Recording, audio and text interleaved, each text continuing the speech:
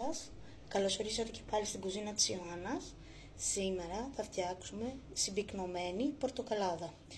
Μιας και που είναι η εποχή του πορτοκαλιού και εγώ έχω άπειρες πορτοκαλιές εδώ, θα φτιάξουμε συμπυκνωμένη πορτοκαλάδα. Τα υλικά που θα χρειαστούμε είναι πολύ λίγα.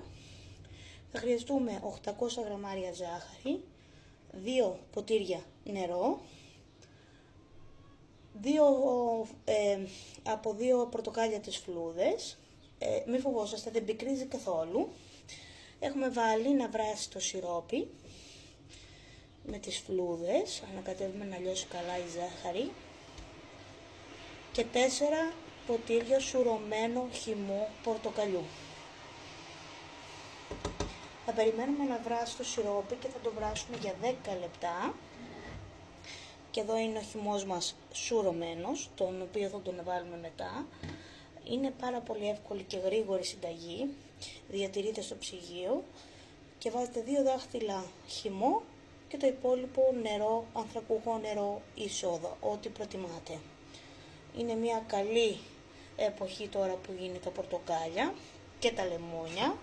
Την επόμενη φορά θα φτιάξουμε λεμονάδα.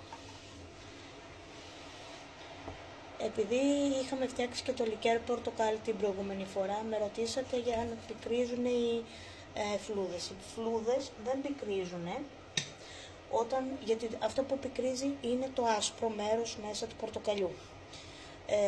Γιατί αν πίκριζε η φλούδα, δεν θα τη βάζαμε ούτε και το ξύσμα στα γλυκά μας. Λοιπόν, θα περιμένουμε να πάρει βράση, να βράσει για 10 λεπτά. Και επιστρέφουμε για τη συνέχεια. Επιστρέψαμε, αφού έχουν περάσει ήδη τα 10 λεπτά, αφαιρούμε τις φλούδες και θα ρίξουμε μέσα το χυμό πορτοκαλιού σουρωμένο. 4 ποτήρια.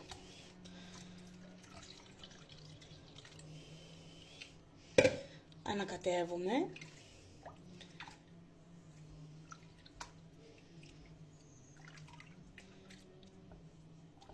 Και την αφήνουμε στην άκρη να χλιαρίνει και να την βάλουμε μέσα στο μπουκάλι. Επιστρέφουμε σε λίγο για το σερβίρισμα.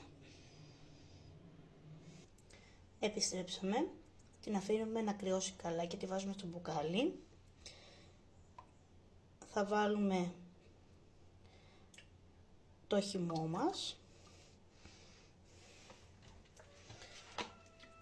Θα βάλουμε και το νεράκι μας.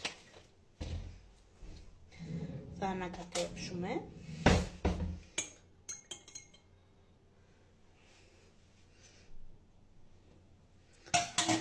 Και το πορτοκαλάκι μας. Στην υγεία σας. Εάν σας άρεσε η συνταγή μας, κάντε εγγραφή στο κανάλι μας, η κουζίνα της Ιωάννας, και αφήστε το σχόλιο σας. Καλή σας επιτυχία!